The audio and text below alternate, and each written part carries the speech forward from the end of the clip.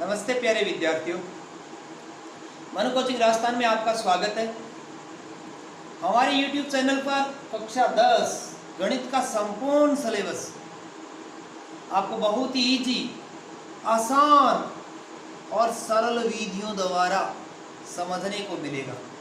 इसलिए हमारे जो वीडियो है वो आप अपने दोस्तों से अधिक शेयर करना न भूलें, वीडियो को लाइक करना न भूलें और चैनल को सब्सक्राइब करना भी न भूलें। आज प्रश्नावली 17.1 केंद्रीय प्रवृत्ति के माप। केंद्रीय प्रवृत्ति किसे कहते हैं? दिए गए आंकड़ों में श्रेणी के अधिकांश पद जहां पर या जिस आंकड़ों के आसपास केंद्रित होते हैं उसे आंकड़ों की केंद्रीय प्रवृत्ति कहते हैं। इसे ही केंद्रीय प्रवृत्ति की माप अथवा माध्य भी कहा जाता है। केंद्रीय प्रवृत्ति की माप को ही माध्य कहा जाता है। केंद्रीय प्रवृत्ति की माप या माध्य को दो भागों में बांटा गया है। नंबर 1 गणितीय माध्य और नंबर 2 स्थैतिक माध्य। जो गणितीय माध्य है इसके भी तीन प्रकार है, तीन रूप में बांटा गया है। इसे समांतर माध्य, गुणोत्तर माध्य और हरात्मक माध्य। जबकि अपनी 10वीं क्लास के अंदर सिर्फ समांतर माध्य का ही अध्ययन करेंगे। क्लास 11th में जाएंगे तो अपने गुणोत्तर माध्य और हरात्मक माध्य भी पढ़ने को मिलेगा। अब स्थैतिक माध्य भी दो प्रकार के होते हैं। कौन कौन से? एक माध्यक और दूसरा बहुलक। अब नेक्स्ट समांतर माध्य की परिभाषा। समांतर माध्य क्या होता है कि खूब सारे आंकड़े दिए होते हैं, उन आंकड़ों को अपने गिनेंगे और उनका योग करेंगे। जो आंकड़े दे रखे हैं उन सबका योगफल के अंदर आंकड़ों की संख्या का भाग दिया जाता है, तो हमें समांतर माध्य प्राप्त होता है। अर्थात इसका जो फॉर्मूला होगा, परिभाषा भी यही लिखेंगे, आंकड़ों का योग बटे आंकड़ों की संख्या। आंकड़ों का योग बटे आंकड़ों की संख्या। औसत भी कह सकते हैं। औसत के अंदर राशियों का योग बटे राशियों की संख्या। ये प्रत्यक्ष रूप के अंदर अपने को डायरेक्ट क्वेश्चन के अंदर जो दे रखा है सिर्फ आंकड़े दिए रहते हैं। ठीक है, आंकड़े अपने को 1 2 3 5 7 इस प्रकार इसके अंदर कितने आंकड़े दे रखे हैं, आंकड़े गिन लोगे 1 2 3 4 5 पांच आंकड़े, कुल संख्या कितनी हो गई?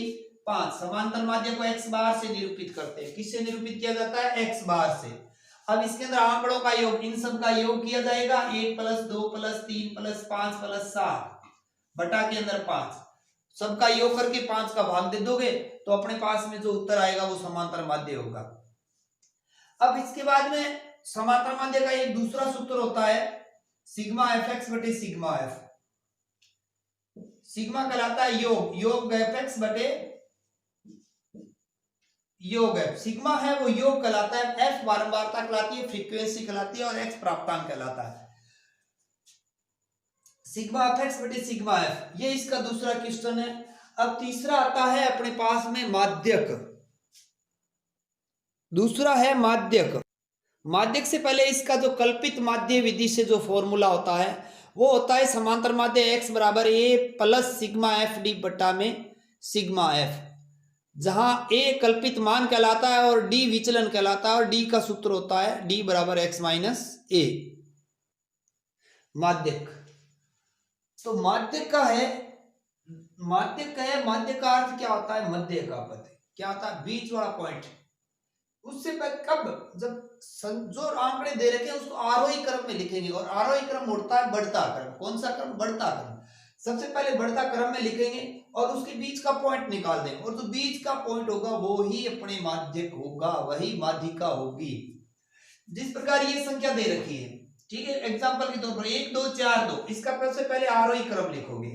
आरोही क्रम होता है बढ़ता क्रम। कौन सा क्रम? बढ़ता क्रम। आरोही क्रम में इसे लिखेंगे सबसे छोटी संख्या 1, उसके बाद 2 2 और उसके बाद 3 और 4।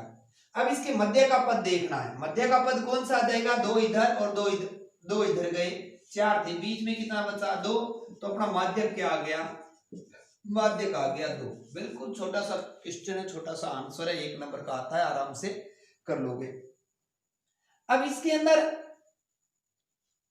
नेक्स्ट है, जब पदों की संख्या विषम हो, विषम का अर्थ हो गया पदों की संख्या, ये 1 2 3 4 5 ये पद हो गए, अर्थात 5 पद हो गए, और 5 पद हो गए तो वो कौन से थे, विषम थे। उनके लिए आप आरोही क्रम और मध्य का पद, आरोही क्रम मैंने लगा दिया इसका, और इसका मध्य का बीच का पद देखना, और बीच का पद दोगे तो ये इसका आंसर हो गया। ठीक है, अब जब पदों की संख्या विषम हो, जब पदों की संख्या विषम नहीं, जब पदों की विषम वाला कर लिया, जब पदों की संख्या सम हो, क्या हो, सम हो। जब पदों की संख्या सम दे रखी है, सम दे रखी है तो आरोही क्रम तो लगाना ही है, बढ़ते हुए सीरियल से लिखना ही लिखना है, लेकिन उनके बीच के दोनों पदों का योग बटे 2 लिखना है। अब इस जो प्रश्न 2 3 1 4 4 6 दे रखा है, इस क्वेश्चन का आरोही क्रम, इसका आरोही क्रम में लिखेंगे तो ये हो जाएगा 1 1 के बाद 2 2 के बाद 3 3 के बाद 4 4 और 6, ये लिख दिया। अब इसके बीच का पॉइंट, 3 इधर गया 3 इधर गया, बीच में कोई संख्या नहीं बची ना, तो इन दोनों का क्या करना है, योग करना है। इन दोनों का योग करो, मध्य के दोनों पदों का योग करो और 2 से भाग दे दो, तो यहाँ पे माध्य आ जाएगा आपके, दोनों का योग कर दोगे, माध्य कैम बराबर 3 + 4 बटे 2 बराबर में 7 बटे 2, माध्य कैम बराबर हो जाएगा आपके 7 का आधा कर दोगे 3.5। ये 1 नंबर में क्वेश्चन आता है, अच्छी तरह समझ में आ गया होगा। अब ये जो दे रखा है, ये जो विधि कहलाती है, ये डायरेक्ट 1 2 4 एक रेखा के अंदर लिखना, आंकड़ों को एक सीधी लाइन के अंदर, ये व्यक्तिगत रूप होता है। कौन सा रूप है ये, व्यक्तिगत रूप। अब इसके बाद में x और f, नेक्स्ट जो क्वेश्चन आएगा आपके x और f के अंदर आएगा, यानी कि x प्राप्तांक होता है और f फ्रीक्वेंसी बारंबारता होती है, ये बारंबारता होती है। x और f दोनों दे रखे होते हैं, तो अपने माध्यक है वो किस प्रकार ज्ञात करेंगे।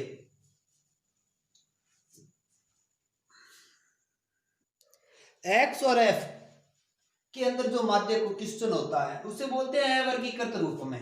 x के अंदर वर्ग अंतराल भी आता है, जिस प्रकार 10 से 20, 20 से 30, 30 से 40, 40 से 50 और 50 से 60, इस प्रकार की जो वर्ग अंतराल वाली होती है तो वो वर्ग अंतराल का रूप कहलाता है। इसके अंदर वर्ग अंतराल नहीं दिया, अगर 0 से 10, 10 से 20 एक फिक्स संख्या जोड़ दी जाती है 10 10 का, तो वो वर्ग अंतराल कहलाता है। अब ये जो क्वेश्चन है इसमें वर्ग अंतराल नहीं है, तो ये अवर्ग अंतराल वाला हो गया, अर्थात अवर्गीकृत रूप का माध्यक हो गया। और इसके लिए क्या ज्ञात करेंगे, इस प्रकार का जो प्रश्न आए उसके अंदर सबसे पहले CF ज्ञात करेंगे। CF क्या होती है, CF होती है संचयी बारंबारता। क्या होती है, संचयी बारंबारता। संचयी बारंबारता कैसे ज्ञात करते हैं, 2 का 2 लिखना है, ठीक है। अब ये जो 2 रेखा है, ये 2 इस 3 के साथ जोड़ेंगे, जोड़ने पर कितना आ गया, 3 और 2 5, ये 5 इसके साथ जोड़ो, इसके साथ जोड़ेंगे कितने हो गए 10, फिर ये 2 यहां पर जोड़ो, कितने हो गए, फिर 10 कर 2 कितने हो गए 12, 12 के साथ में ये जोड़ दो, कितने हो गए 13। अब इसके ये यहां तक तो पहुंच गए, CF ज्ञात हो गई इसकी। अब CF ज्ञात होने के बाद में सिग्मा F बटे 2, सिग्मा F बटे 2 निकालेंगे।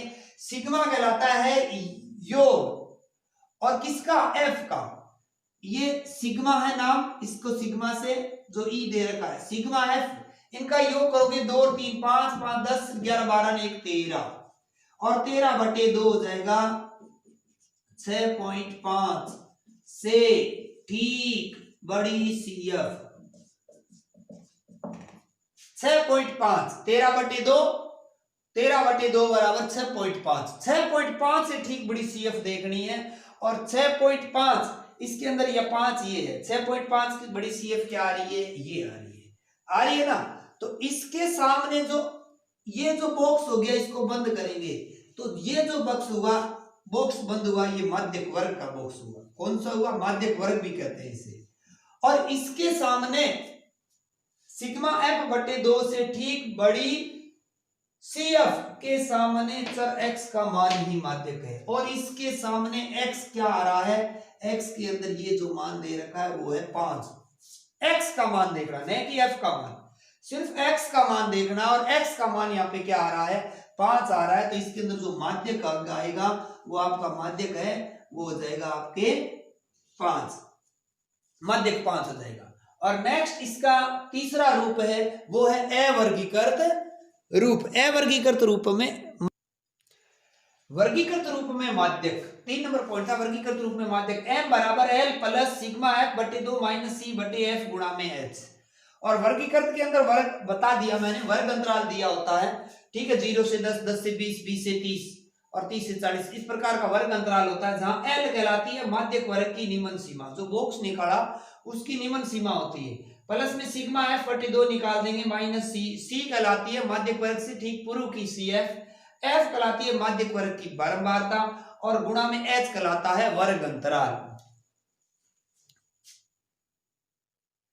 तो बहुलक, बहुलक जो संख्या बार बार आए, बहुत बार आए या बार बार अधिक बार आ रही है, तो वो संख्या बहुलक कहलाती है।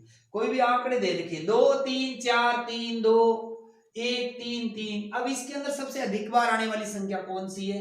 बहुलक। जो बार बार आए या बहुत बार आए वही बहुलक होता है। और इसके अंदर जो बार बार आने वाली संख्या है वो है संख्या 3, 1 2 3 4, 3 बार बार आ रही है। तो ये जो प्रश्न था ये था आपके व्यक्तिगत रूप का। कौन सा था?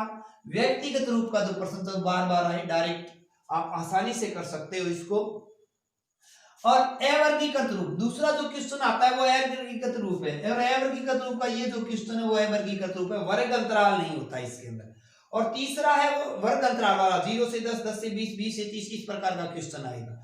इसके अंदर भी वही प्रक्रिया देखी जाती है, m की सबसे बड़ी संख्या के सामने सर x का मान ही बहुलक है। m की सबसे बड़ी संख्या कौन सी है? m की सबसे बड़ी संख्या दे रखी है आपको f 10 दे रखा है, 10 को बॉक्स में बंद कर देंगे, मैंने बंद कर दिया। बॉक्स में बंद करने के बाद में ये कह रहा है कि चर x का मान, x का मान क्या आ रहा है यहाँ पर? x का मान यहाँ आ रहा है 5। कितना आ रहा है? 5। तो बहुलक होगा वो भी कितना हो जाएगा? 5 हो जाएगा। इतना ही इसका आंसर है, बहुत आसानी से समझ गए होंगे। अब तीसरा जो है वर्गीकृत रूप है, ये थोड़ी बड़ी विधि से होने वाला है, इस प्रकार का क्वेश्चन है, इसके लिए बड़ा फॉर्मूला यूज लिया जाता है। अब इसके अंदर z बराबर l plus f1 minus f0 बटे 2f1 minus f0 minus f2 गुणा में h कहलाता है, ठीक है। अब वर्गीकृत रूप, वर्ग अंतराल वाला वही करेंगे, वर्ग अंतराल वाला बहुलक वर्ग निकालेंगे। यानी कि ये जो क्वेश्चन किया सेम, इसमें f की सबसे बड़ी संख्या कितनी आ रही है? 7 आ रही है, इसको बॉक्स में बंद कर दिया, बॉक्स में बंद कर दिया। तो ये जो मान आ रहा है ये आपके f1 होगा, इसके पीछे वाला मान होगा वो f0, और इसके बाद वाला मान होगा वो f2 होगा। और ये जो l10 दे रखा है ये आपके l का मान होगा। किसका मान होगा? l का मान होगा। l निम्न सीमा होती है बहुलक वर्ग की, ये प्लस ये f1 f माइनस f0 बटे 2 गुणा f1 minus f0 minus f2 गुणा में h कहलाता है वर्ग अंतराल। इन दोनों में अंतर कितने का है? 10 10 का अंतर है, तो h बराबर आ जाएगा इसमें 10।